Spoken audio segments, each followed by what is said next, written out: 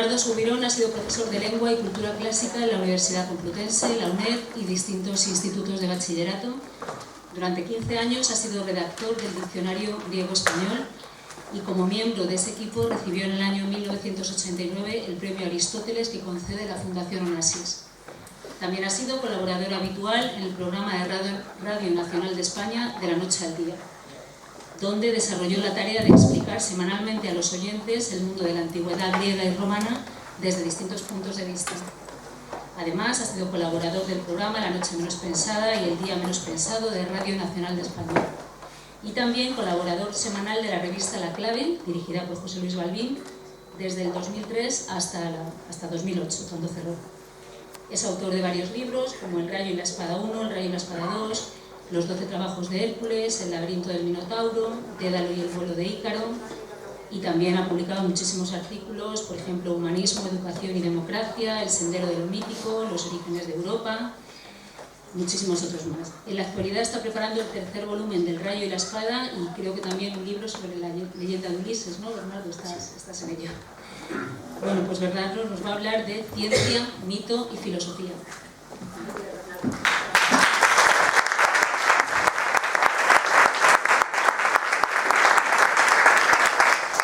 Bueno, muchas gracias por la invitación, desde luego, ¿no? Y por ser la primera vez que vengo a este centro, que hace honor, evidentemente, a su nombre, ¿no? Imaginalia. Yo sí me sentaré porque tengo un cierto agotamiento de la cantidad de cosas que se han dicho aquí a lo largo de las dos intervenciones que hemos tenido antes, en las cuales me he planteado muy seriamente cambiar el tema en relación con el cual pretendía hablar y bueno, haré una cosa intermedia, ¿no? Porque yo sí voy a hablar de cosas que sucedieron hace mucho tiempo, pero hace mucho tiempo, ¿no? Hace 2500 años o más, porque es un poco el mundo en el que todo esto de lo que hemos hablado hoy aquí se origina. Seguimos empleando las palabras que el griego antiguo inventó, ¿no? Axioma, teorema, en fin. Antes decías taquión, algo que va rápido, ¿sí? Tagis es rápido en griego, ¿no? Podas tagis o podas ogis era Aquiles, ¿no? El de los pies ligeros. Y bueno, en Grecia, por una serie de razones, se plantearon cosas que, en mi opinión, están en el origen de todo lo que se ha dicho aquí esta mañana y también están en el origen de lo que podríamos llamar la civilización occidental. Somos, en el fondo, lo que somos, gracias a lo que pasó en ese pequeño país, más o menos insignificante, visto en un mapa, ¿no?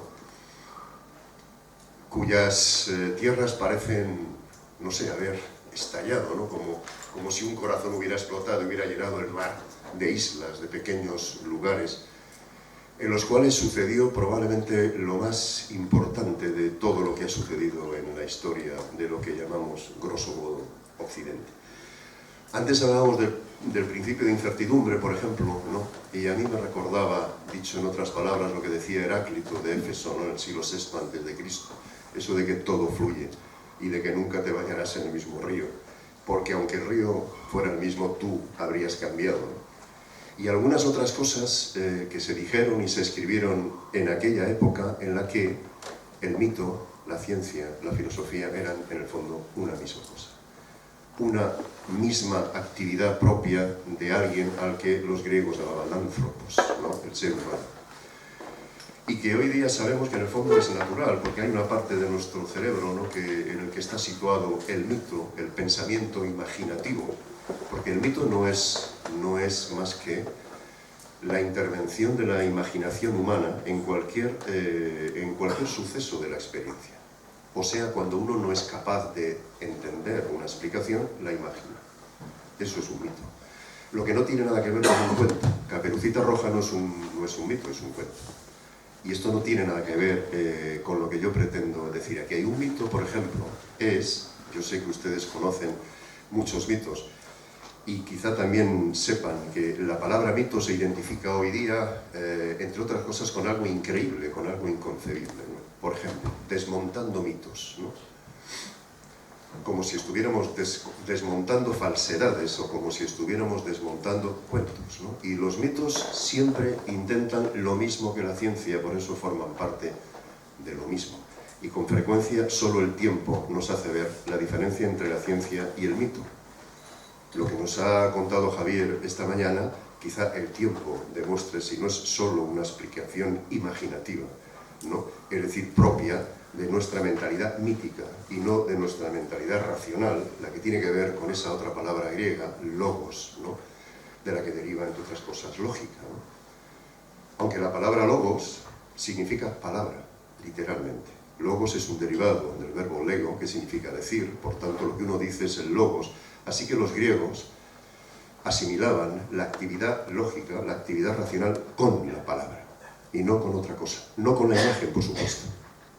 Si hay una falsedad palmaria, en mi opinión, es que una imagen vale más que 1000 palabras, ¿no? Creo que no. Y desde luego si uno se pone a leer, que voy a decir yo, la Ilíada, por poner un ejemplo, y se imagina a Aquiles, basta que le pongan la imagen de Aquiles al lado para arruinar la capacidad de evocación que cada palabra tiene, ¿no? Cuando la leemos. Y la Ilíada es una de esas obras que desde luego tiene una capacidad de evocación enorme. Bueno, pues entre el mito y el logos, en realidad solo artificialmente y solo en época muy posterior se estableció una oposición. Porque en realidad lo que yo les intentaba decir antes es que los mitos siempre explican cosas. Un mito, por ejemplo, es este, que nos dice cómo Zeus, el gran dios, en un momento dado intentó averiguar cuál era el centro del mundo y soltó 2 águilas, una hacia oriente y otra hacia occidente. Esas 2 águilas volaron y se encontraron en un lugar que desde entonces los griegos llamaron ómfalon, el ombligo, el centro, donde, donde evolucionó un santuario que quizás es el más importante del mundo antiguo, que es el santuario de Apolo en Delfos. Delfos es el ómfalon, el ombligo del mundo. En el frontón de ese templo es donde estaba la inscripción Gnosis Auton, en griego, que significa conócete a ti mismo, ¿no? Bien, el mito puede ser más o menos evocador, pero estarán ustedes de acuerdo conmigo en que quien lanzó ese mito sabía una cosa que se tardó mucho tiempo en conocer, que la Tierra era redonda. Porque si no, 2 águilas no se juntan nunca en ningún sitio, volando una hacia oriente y otra hacia occidente. Por tanto, por supuesto nadie hoy día niega que este visionario, ¿no?, que se pasó su juventud pagando a un borracho que llegaba a la tienda en la que trabajaba para que hablara en una lengua extraña que él desconocía, y que al cabo del tiempo consiguió preguntarle que eso que decía en esa lengua tan extraña en el mostrador de aquella taberna era nada menos que la Ilíada de Homero. Ese chaval que con parte de su salario no seguía escuchando esa leyenda se llamaba Heinrich Schliemann y descubrió Troya. Y la descubrió con la Ilíada en la mano, no con este asunto de hoy día, ¿no?, de la ciencia arqueológica, del no sé qué. Hay quien le acusa de que se cargó la estratigrafía de Troya para siempre. Claro, no sabía que existía la estratigrafía. Todavía no se había inventado, por decirlo así.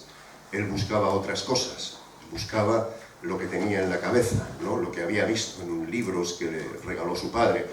Y ese mito, la guerra de Troya, resulta que era verdad, que hoy podemos pasear debajo de los muros de Troya, que podemos ir a Micenas y ver el lugar del que partió Agamenón, el rey, que mandaba a las tropas que atacaron la ciudad, que podemos ir a Pilo, al sur de Grecia, y ver el palacio de Néstor, el anciano, al que todos respetaban. Porque, claro, en este mundo la ancianidad formaba parte de aquellas cosas respetables, no como el nuestro, ¿no?, donde los ancianos son relegados de mala manera, en un mundo en el que naturalmente se desprecia al viejo y también a lo viejo, como si estudiar estas cosas fueran algo inútil, fuera algo al margen de los tiempos. Esto que digo es exactamente en lo que se basa buena parte de nuestras leyes educativas hoy día y desde hace mucho tiempo. Bien, en realidad los antiguos griegos lo que pretendían era explicar el mundo, y el mundo se puede explicar de muchas formas, pero al menos de 2, con toda seguridad. Una, a través del mito. Esa es lo que podríamos llamar la explicación imaginativa, no la racional, la que tiene que ver con esa parte de nuestro cerebro que es la parte mítica, la parte con la cual imaginamos.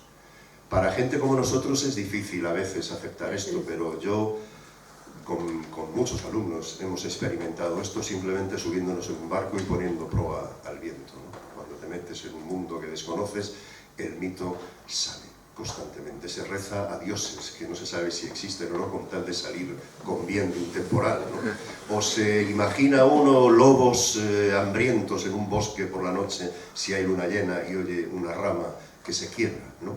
Es decir, el pensamiento mítico forma parte de nuestro lugar, de nuestra esencia, de nuestra naturaleza. Y el otro lado es el pensamiento racional, el que está basado no en la actividad mítica, sino en la actividad lógica, en la actividad que tiene que ver con nuestra razón, por decirlo de alguna manera. El latín tiene una palabra, un verbo que es scio. Scio significa lo que yo sé, y un participio neutro, que en castellano no existe, es scientia, que son las cosas que yo sé. No las que imagino, no las que, con las que hago una teoría, porque la palabra teoría es theoreia en griego y significa la contemplación, es lo que significa literalmente la palabra. La ciencia es lo que yo sé, no lo que no sé, o lo que imagino, o lo que dejo de imaginar, me refiero en el sentido etimológico del término, ¿no? Bien, pues esa ciencia, la actividad lógica, la actividad que tiene que ver con la razón, no siempre es científica. Ayer lo comentábamos en la cena, basta con leerse la teoría sobre el sistema solar de de Ptolomeo, para darnos cuenta, como he dicho más de una vez, que la brillantez intelectual es perfectamente compatible con no tener ni puñetera idea de cómo funciona una cosa, ¿no? Es decir, uno puede emplear todo un sistema absolutamente maravilloso en sí mismo, que tiene un pequeño inconveniente, y es que no es así como funciona el sistema solar, ¿no? Eso solo sabemos con el tiempo. Pero a nadie se le ocurrió decir que Ptolomeo estaba haciendo mitos. A nadie se le ocurrió que estaba haciendo mitos. Intentaba dar una explicación. Resultó que era una explicación mítica, o sea, imaginativa. Y que hay otros que estaban en lo cierto, un tal Copérnico, por ejemplo, ¿no? Que en su libro se olvidó citar de que en el siglo IV a.C., o sea, hace 2400 años, un tal Aristarco de la isla de Samos había escrito una obra que desgraciadamente se perdió con el incendio de la biblioteca, en la que establecía con claridad que el sistema solar era heliocéntrico, no geocéntrico, y que el centro era el Sol y no la Tierra, y que nosotros éramos planetes, o sea, errantes alrededor del Sol. Esto lo escribía Aristarco en el siglo IV a.C. Tuvimos que esperar unos cuantos años para que Copérnico redescubriera lo que podríamos haber leído, como decía el astrónomo Carl Sagan, con un carnet de lector de la Biblioteca de Alejandría, donde se conservaban, por ejemplo, 100 y pico obras de Sófocles, no las 7 que conservamos hoy. Es increíble que los griegos escribieran la cantidad de cosas que escribieron, con la idea de que nosotros supiéramos más que ellos, con la idea de enseñarnos lo que sabían en un mundo en el que escribir era realmente complicado. Se escribía en piedra, en madera, en hojas de palmera, en hojas de papiro. No teníamos esto, ni ordenadores, ni móviles, que no somos capaces ni siquiera de hacer el esfuerzo de poner un acento, porque no vaya a ser que el esfuerzo nos deje agotados, ¿no? Y si podemos poner una K, ¿para qué poner un qué? ¿No? Y si podemos decir, o sea, si nosotros hubiéramos tenido que hacer el esfuerzo que ellos hicieron, seríamos analfabetos, absolutamente todos, ¿no? No habríamos pasado de la escritura jeroglífica, no habríamos inventado ese sistema, que ellos no inventaron, pero que reinventaron la manera de utilizarlo de otra forma, que es coger 3 palitos y hacer una A. Esto está al alcance de cualquiera de nosotros. Para hacer un jeroglífico hay que ser un sacerdote y poseer el secreto de la escritura. Los griegos se cargaron eso para siempre, nos han hecho ser lo que somos gracias a que transmitieron lo que sabían dentro de un contexto en el que no había libros sagrados, no había clero, no había sacerdotes que decían esto es lo correcto, esto es incorrecto, esto que me sé, esto no.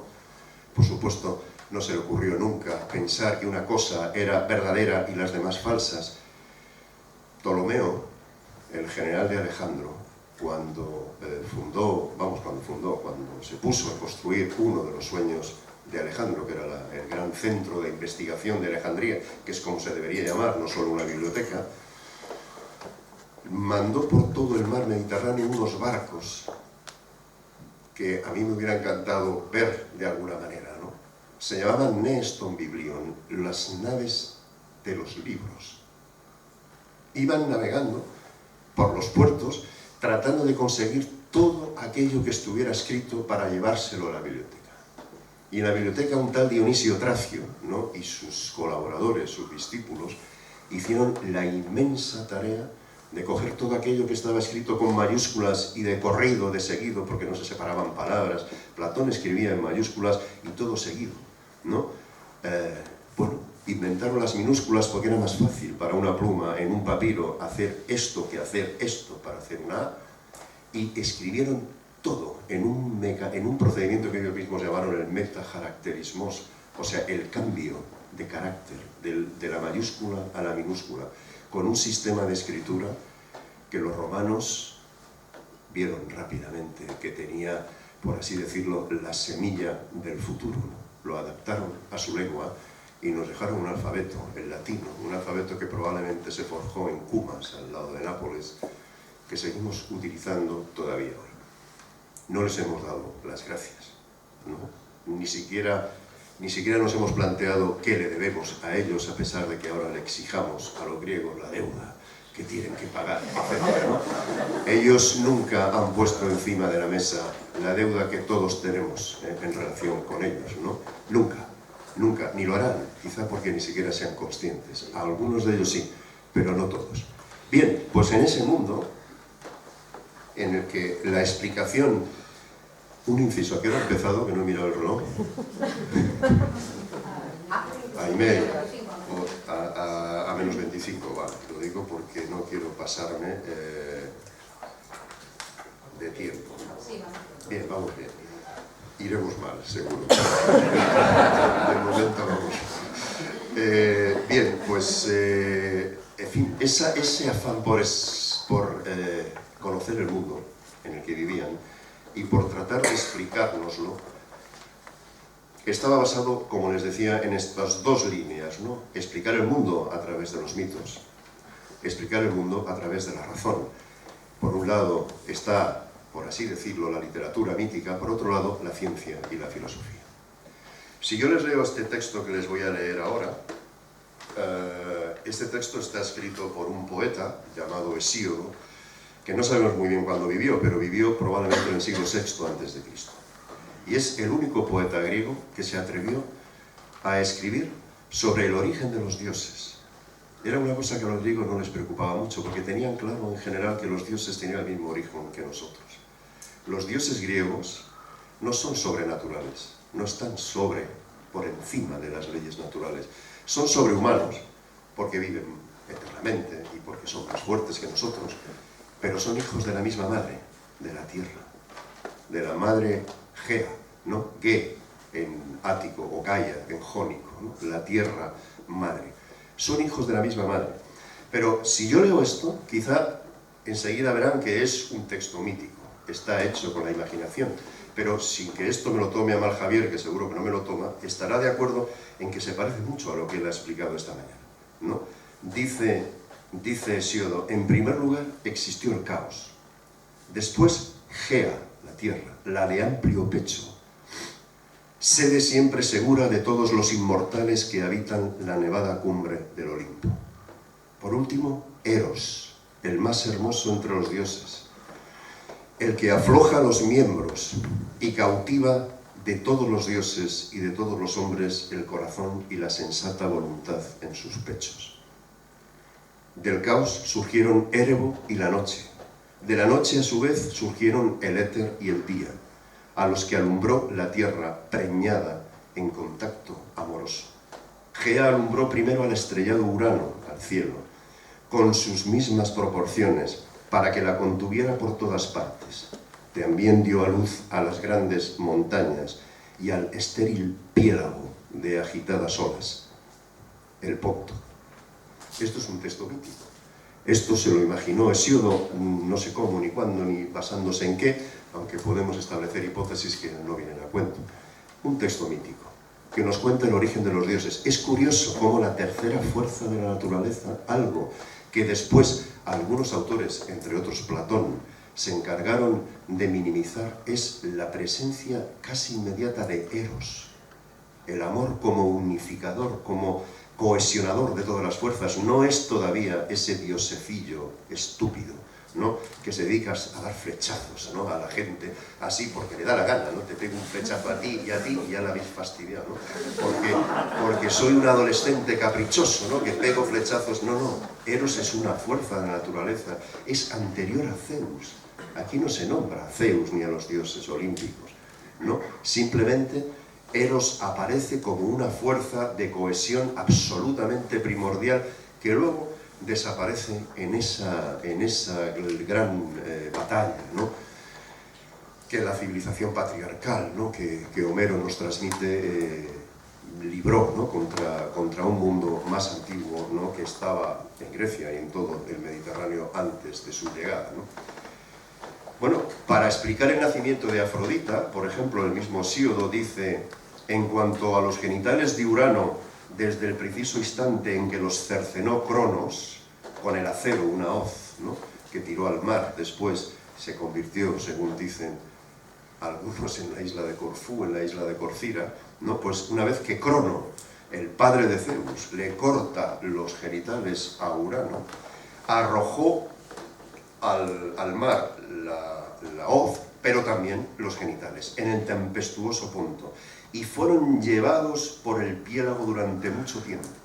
A su alrededor surgía del miembro inmortal una blanca espuma, y en medio de ella nació una doncella, Afrodita.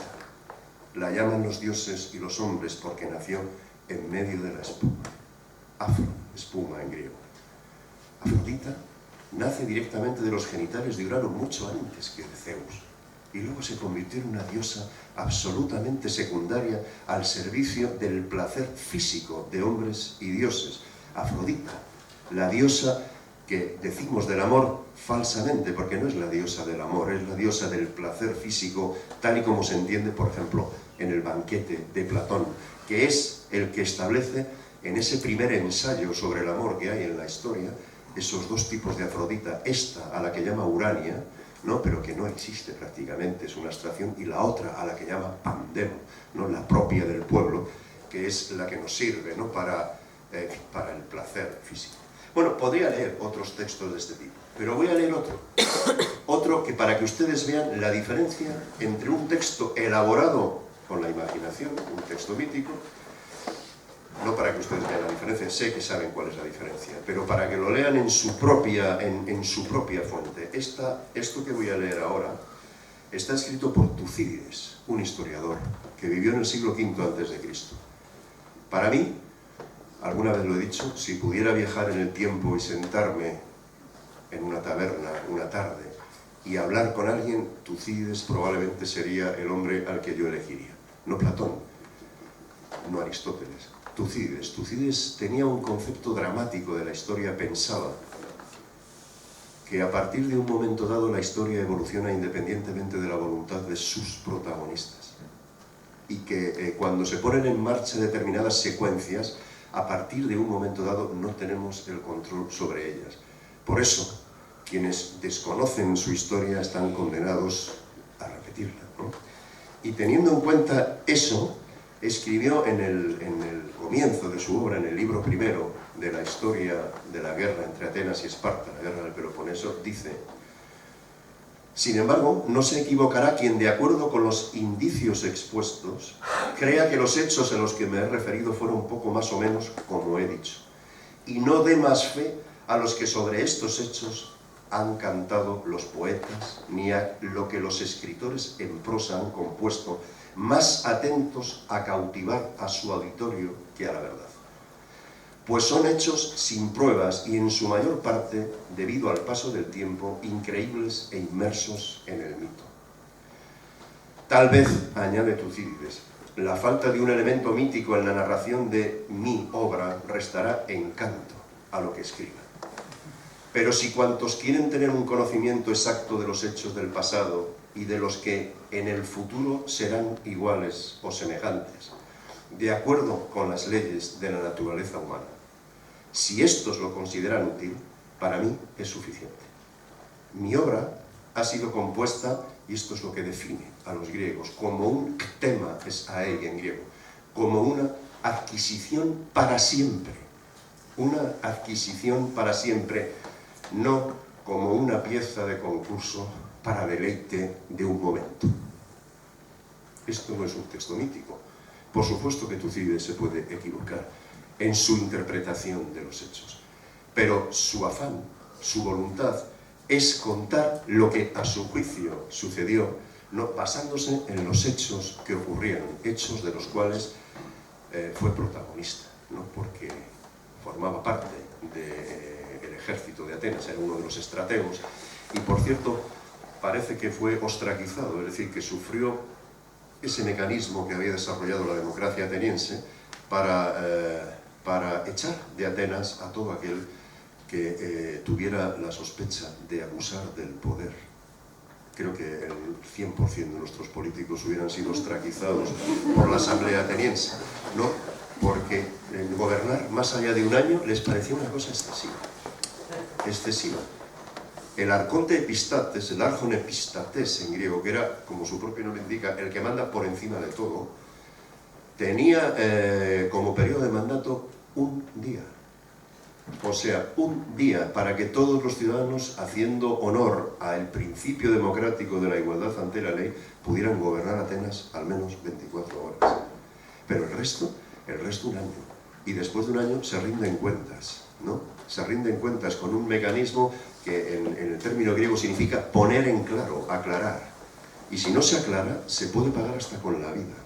Si no se aclaran las cuentas delante de la asamblea, de la eclesía, de la asamblea del pueblo. Bien, pues en esto estamos. ¿Qué explica la ciencia? ¿Qué explica el mito? ¿Qué explica gente como Tucídides? ¿Qué explica gente como Hesíodo? En primer lugar, una cosa. Hay muchas maneras de ser humanos y, en fin, si pusiera un ejemplo que pone Rose, un autor que escribió un único libro, que yo sepa, pero que tuvo éxito en la mitología griega, ponía un ejemplo. Supongamos que se pone a llover, algo que ustedes lo tienen muy reciente, ¿no? Supongamos que se pone a llover. Y ante ese fenómeno que es la lluvia, ¿qué podemos hacer? Alguien reaccionará como un científico práctico y pensará, vamos a construir un aljibe, un depósito donde el agua de lluvia, al menos en parte, se aproveche. Bien, en realidad casi siempre es este al que consideramos un científico hoy día.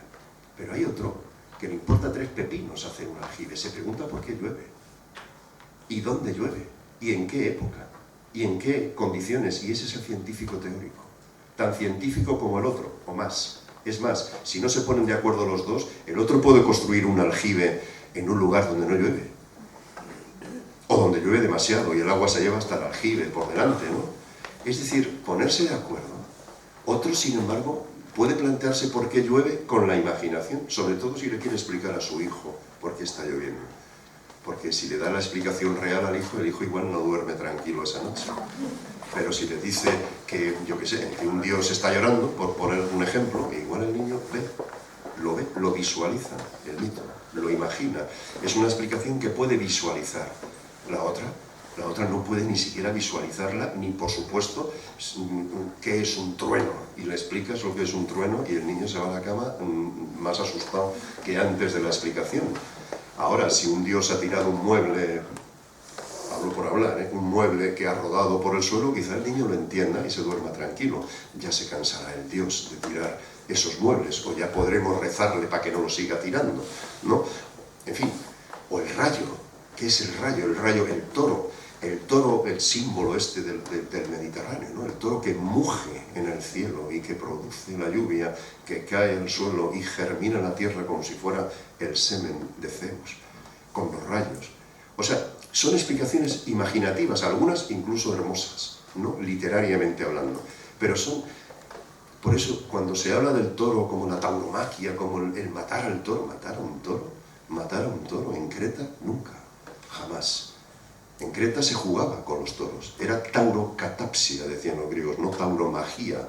El combate con el toro no se da en la Grecia antigua, porque el toro es el animal que fecunda a la tierra cuando muge en el cielo. Por supuesto que no hay toros que mujan en el cielo, pero es una explicación mítica que nos hace entender lo que significa el animal. Otro tipo puede ver llover y se le puede ocurrir escribir un poema a la lluvia. Y es un artista, no tiene nada que ver con el científico, ni práctico, ni teórico, pero es un ser humano igual que el otro. No es inútil, no es un inútil. Si el científico cree que es un inútil porque está haciendo un poema a la lluvia, el científico entonces adquiere una prepotencia absolutamente inadecuada y sobre todo injustificada. Nunca se ha justificado esa prepotencia, o hay incluso el que puede tomarse la explicación mítica como la explicación y convertirlo en un fenómeno religioso, incluso ponerse a danzar a ver si propicia la lluvia. Y ese conglomerado es de lo que se ha hablado aquí antes y de lo que hablábamos ayer en la cena, es el conglomerado del ser humano. Hay muchas formas de ser humanos.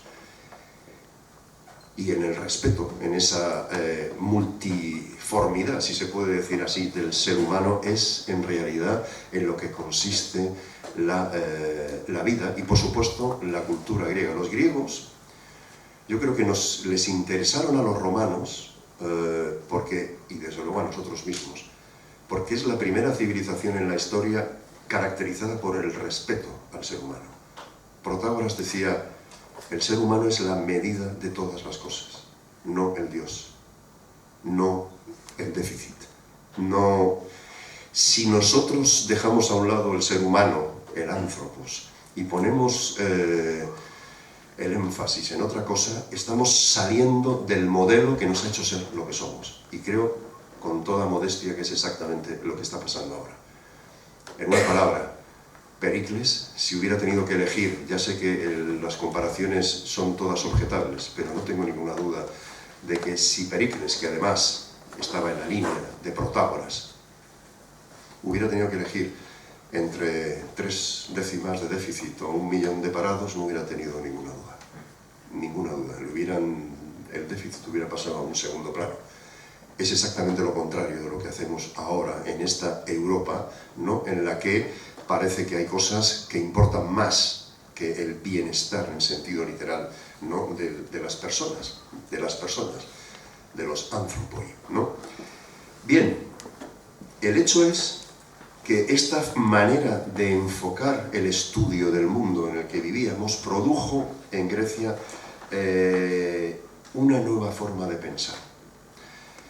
Porque cuando hablamos, por ejemplo, de individualidad o de libertad, que es un tema difícil de precisar, pero del que quizá voy a decir algo, la libertad hay que inventarla, no forma parte de nuestro código genético. Y la única característica de la libertad es que se puede perder, no forma parte de nosotros. En latín Cicerón decía que con la libertad nunca est, a veces adest, o sea, está a nuestro lado, ¿no? Con frecuencia abest, se va, desaparece. Los griegos de la época homérica desconocían por completo palabras. Si ustedes buscan en un diccionario griego palabra como responsabilidad, por ejemplo, en Homero no existe. La palabra libertad en Homero no existe, porque no hay libertad, ni siquiera hay conciencia de que uno es un individuo. Uno es una especie de juguete de los dioses que hace lo que los dioses quieren. Incluso Aquiles es incapaz de desenvainar la espada para atacar a Agamenón, porque Atenea le detiene la mano. O Atenea le quita la lanza del suelo a Héctor y se la da a Aquiles para que Aquiles finalmente mate a Héctor, porque es lo que los dioses han decidido.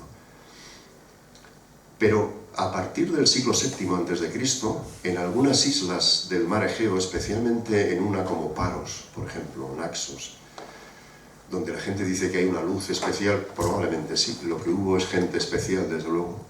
Y en otra isla, desgraciadamente hoy en casi todos los telediarios, Lesbos, ¿no?, donde vivió una mujer, Safo, con la que se asocia el amor sáfico o el amor lésbico de una manera completamente, digamos, exclusiva de otras cosas.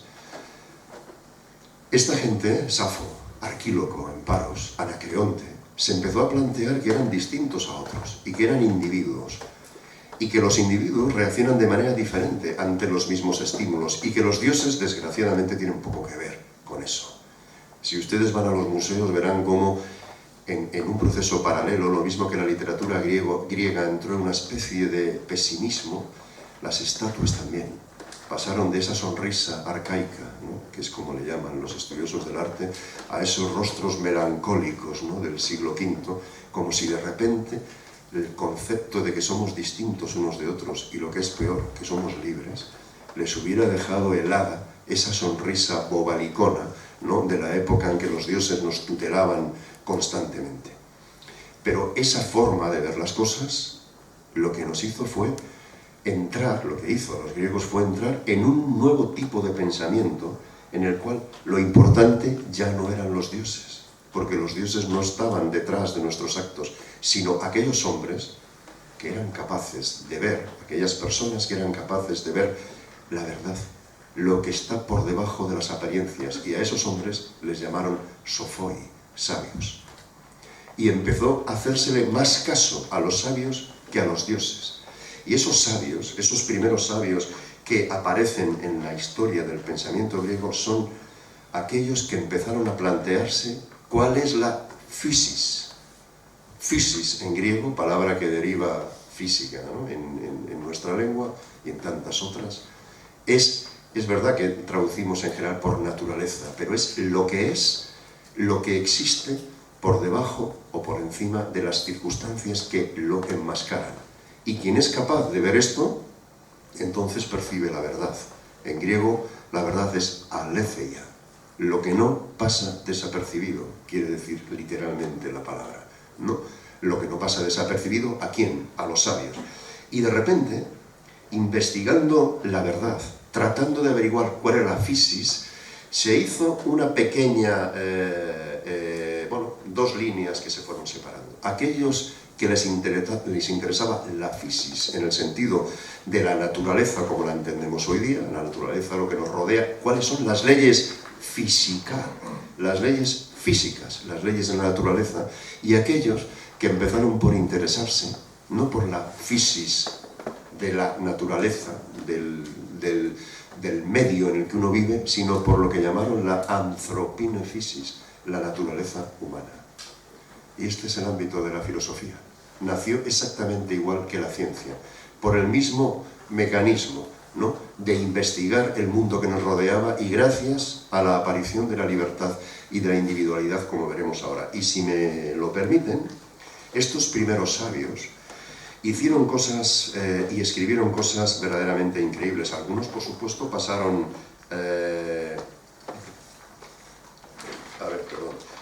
pasaron a la historia como el típico sabio despistado, ¿no? Ya se sabe la anécdota de Tales, que iba mirando el cielo, Tales de Mileto, a ver si era capaz de averiguar los mecanismos de los planetai, de los errantes, y se cayó a un pozo, ¿no? Y una esclava frigia que pasó por el lado le preguntó: ¿de qué te sirve la ciencia para salir del pozo? No ahora mismo. Pero Tales predijo un eclipse de sol, por ejemplo. Tales intentó demostrar que la ciencia era útil invirtiendo en trigo cuando sabía que las cosechas iban a ser buenas en función del tiempo. Pero otros escribieron cosas verdaderamente increíbles. Por ejemplo, intentando huir del mito, intentando explicar los fenómenos de la Tierra, del mundo que les rodeaba, de otra forma. Por ejemplo, Anaximandro. Anaximandro dice que la Tierra, al disecarse por una excesiva sequedad o después de la humedad de las lluvias, se abre en grandes hendiduras, por las que penetra desde arriba un viento muy fuerte y constante, que a través de ellas produce un estremecimiento de los propios cimientos de la Tierra.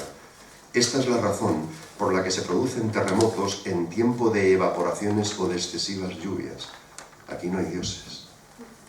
No hay dioses que hagan llover, no es Zeus el que llueve, no es Poseidón el que bate la tierra con su carro provocando los terremotos. Y el propio Anaximandro, bueno, este también advirtió a los espartanos de un eclipse, pero fíjense esto que está escrito en el siglo VII a.C. Nos lo transmite Plutarco, ¿no?, porque la obra de Anaximandro desgraciadamente se perdió con el incendio de la biblioteca. Pero Plutarco, en uno de sus textos, dice: Anaximandro, por cierto, dice que el hombre se generó de animales de otras especies.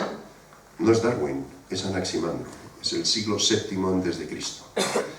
De animales de otras especies, deduciéndolo de que las demás especies se alimentan pronto por sí mismas, mientras que el hombre necesita de un largo tiempo de amamantamiento. Por ello, si el hombre hubiera sido al principio tal como es ahora, no hubiera podido sobrevivir. Esto lo dice Anaximandro. ¿Es verdad? ¿Es mentira? ¿Qué más da? ¿Qué más da? Nosotros sabemos lo que sabemos gracias a gente como Anaximandro. O, por ejemplo, visto desde otro punto de vista, Heráclito de Éfeso. En un mundo en el que, tiempo después de Heráclito, por ejemplo, Aristóteles justificaba la esclavitud como un hecho natural, como un hecho de physis, no de nomos, un hecho natural y no cultural. Heráclito de Éfeso, un tipo extraño, ¿no?, al que sus contemporáneos llamaban el oscuro, que hacía cosas raras, ¿no? Hacía cosas muy raras, y decía cosas muy raras, como eso de que no te bañarás 2 veces en el mismo río, ¿no? Dice, es difícil traducir esto, porque Heráclito, entre otras cosas, es eso, el oscuro. En griego, la palabra guerra es masculina, como parece lógico, ¿no? Polemos, las pes, polemos. En latín es bellum, que es neutro. En castellano es curioso que sea femenino, porque si hay alguien que ha tenido poca responsabilidad en las guerras a lo largo de la historia son las mujeres, que han sido objeto de botín, no los protagonistas de la guerra. Sin embargo, guerra es femenino en español. En griego, cuando se dice polemos esti pater, la guerra, polemos, es el padre.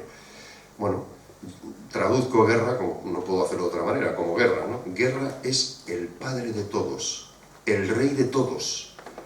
A unos los presenta como dioses, a otros como hombres.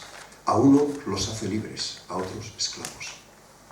La guerra es el origen de la esclavitud para Heráclito en el siglo VII-VI a.C.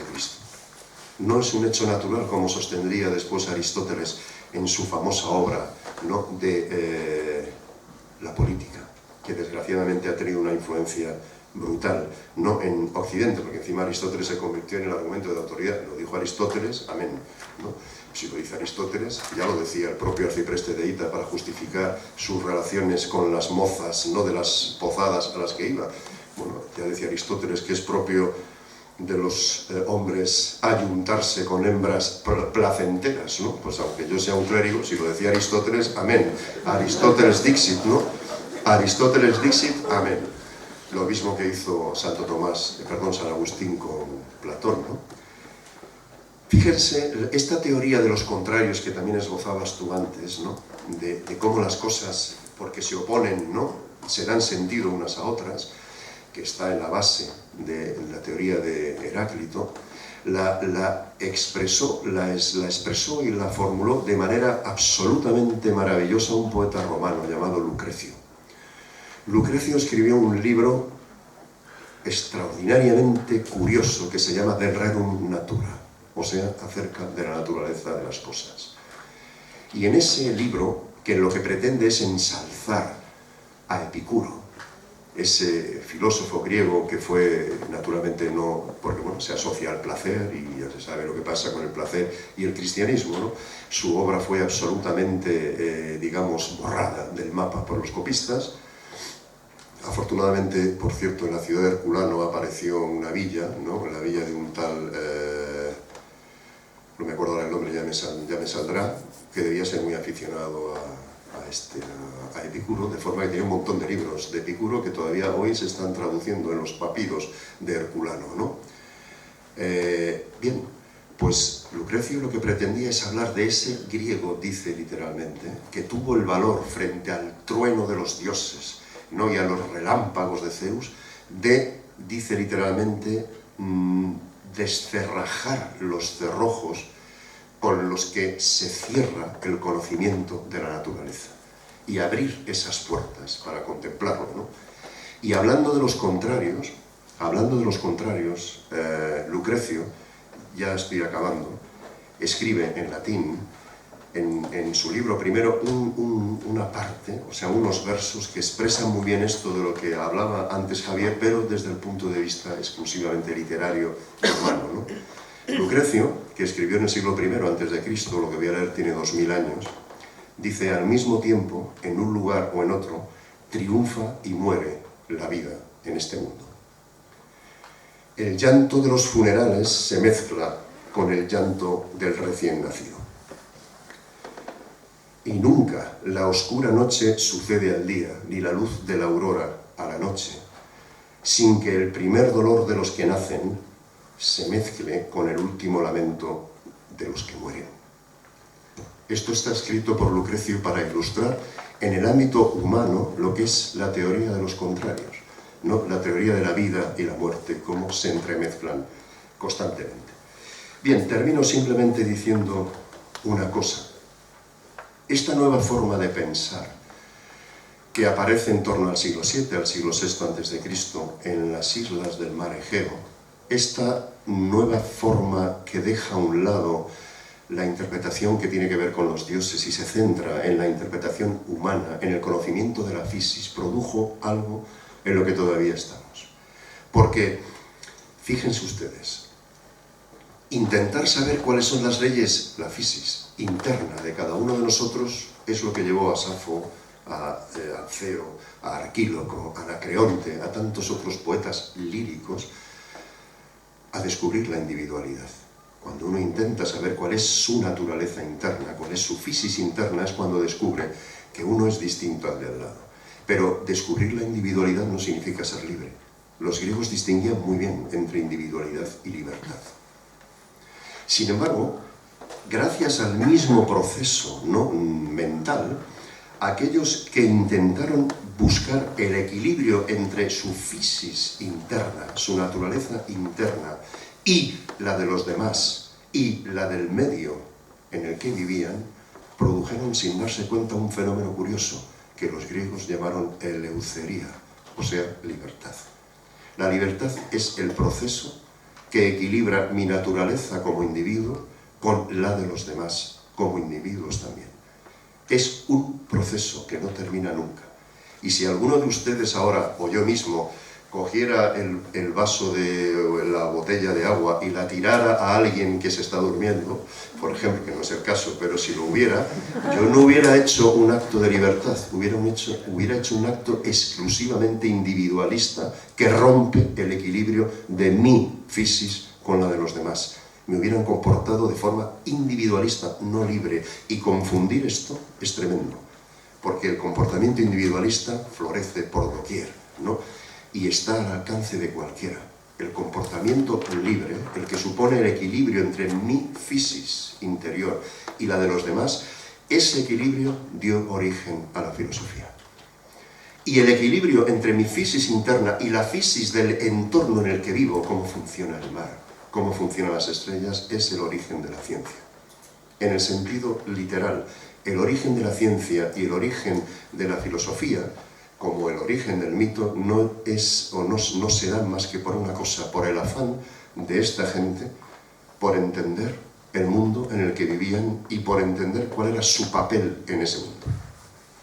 Y en ese proceso que nunca termina en Grecia, que nunca terminó en Grecia, y que si de alguna manera terminó mal, como casi todo en la historia, ¿no?, al menos por ahora, en ese proceso los griegos empeñaron toda su energía y empeñaron toda su capacidad para intentar transmitirnos lo que sabían, ya fuera por la primera vía del mito, ya fuera por la segunda vía, la de la filosofía y la de la ciencia, que son hijos de la misma madre. De hecho, como también apuntaba creo que Javier o Juan, Aristóteles llamaba a esta gente, Anaxímenes, Anaximandro, Tales, Heráclito, les llamaba physikoi, o sea, los que estudian la fisis, no filósofos, eso no lo hemos inventado nosotros. Filósofos cualquiera que le guste saber, que ame saber, ¿no? Pero reducir la filosofía a ese mundo especulativo, que es el bien, el mal, esto es erróneo. La filosofía, la ciencia son hijas de la misma madre, de la libertad. y de la individualidad primero. Y sin ellas sería imposible haber conseguido absolutamente nada. En fin, los mitos, al fin y al cabo, no son más que una forma primitiva de esos mismos procesos mentales que llevaron a los griegos a la filosofía y a la ciencia, y a escribir una enorme cantidad de obras que pretendían ser un ktema esai, como decía Tucídides, una ganancia para siempre. Por supuesto que no se les ocurrió que la literatura pudiera ser de evasión. Vamos a leer para entretenernos un ratito, ¿no? O sea, vamos a ir al cine para ver Transformers. O sea, un griego no hubiera perdido el tiempo en eso. No lo hubiera perdido, hubiera ido a aprender algo, como iban al teatro a ver Antígona o a ver Edipo, iban como nosotros vamos a ver el Titanic. Sabemos de memoria lo que pasa, pero queremos saberlo otra vez. Y queremos recrearnos, a ver cómo este tipo que va a hacer Titanic lo hace, pero sabemos que el Titanic sale, que se hunde, que se salvan unos cuantos, que otros no, que se hielan en las aguas, pero vamos a ver lo mismo que iban a ver el Edipo Rey, los atenienses en el teatro de Dioniso. Se sabían de memoria la historia de Edipo. Se la sabían tan de memoria que lo único que no se la sabía era Edipo. Esa era la catarsis, esa era absolutamente la comunión entre el escenario y la gente. Y el que sabía, y permítanme que acaben con esto, a hilo también de una conversación con Javier ayer, ¿no? De un barco que de momento está solo en el territorio de los sueños, ¿no? Que se podría llamar Tiresias, ¿no? Un barco llamándose como el adivino Tiresias, aquel, ¿no? Que le intenta decir a Edipo: no sigas investigando, no quieras saber la verdad a veces es mejor no saberla. Y Edipo se empeña: yo voy a sanar esta ciudad, voy a salvarla de la... Es él el que está provocando el problema y no lo sabe. Pero Tiresias, que es ciego, lo sabe. El que ve, no lo sabe. Y solo cuando se ciega, ve. Esa es la ironía trágica de un poeta como Sófocles. Y hay un verso griego con el que termino, en el que se ve muy bien esto que estamos hablando, ¿no? Porque cuando Edipo insiste tanto en que le diga la verdad, Tiresias finalmente se la dice. Pero naturalmente Edipo, como todo gobernante, automáticamente cree que detrás hay una conspiración contra él y contra su poder. No se puede imaginar que lo que está diciendo ese ciego anciano es verdad. Y entonces le espeta una frase que en castellano es: no solo, Tiresias, no solo eres un ciego de ojos, también de mente, de oídos, de inteligencia. Esto, dicho así, suena más o menos bien, pero en griego, que es una lengua ruda, ¿no? Como el castellano, la frase suena así, ¿no? Claro, esto sonaba así a los griegos, que además lo entendían, que estaban allí, y se quedaban perplejos, ¿no? Porque le dice esti tiflos tatot taton tenun taton matei, que es la literación más brutal que yo conozco de la literatura antigua. Eres un ciego de todo eso que acabo de decir, y sin embargo ese ciego era el que era capaz de ver lo que Edipo no vio hasta que no se cegó él solo con los broches del vestido de su madre y de su esposa, la vez de Yocasta. Bueno, pues el mito, la ciencia, la filosofía son hijos de la misma madre, están en el mismo sitio. Damos explicaciones míticas sin ser conscientes de que lo hacemos, damos explicaciones científicas sin saber tampoco lo que lo hacemos, y en realidad el científico teórico, el científico práctico, el mitógrafo, el artista, el poeta, son también hijos de la misma madre, Grecia, a la que evidentemente debemos muchas cosas, pero sobre todo quizá la conciencia de que su herencia, que ha sido gratis, no podemos desaprovecharla ni tirarla, como pretenden desgraciadamente buena parte de aquellos que hacen las leyes educativas en un país como el nuestro. Toca resistir, toca, como decíamos anoche, son tiempos para resistir, y un lugar como este, como el Centro Imaginaria, es uno de esos lugares en los que uno acaba siendo más optimista de lo que era antes de conocerlo, porque este es un lugar en el que se resiste.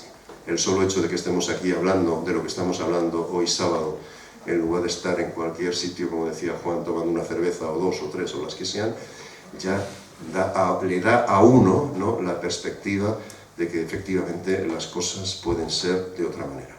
Y en esto el conocimiento, la ciencia, lo que sabemos, lo que intuimos, lo que imaginamos, es absolutamente imprescindible. Absolutamente imprescindible. Por eso agradezco muchísimo a los responsables de este centro que me hayan dado la oportunidad de venir aquí a hablar de estas cosas tan absurdas para buena parte de nuestros dirigentes, ¿no? Y sin embargo tan absolutamente decisivas, ¿no?, en lo que se refiere al transcurso de nuestra propia vida como individuos y como especie. Como individuos, la filosofía; como especie, la ciencia. Pues muchas gracias, muy agradecido, y también muchísimas gracias por la atención con la que ustedes me han escuchado durante esta intervención. Muchas gracias.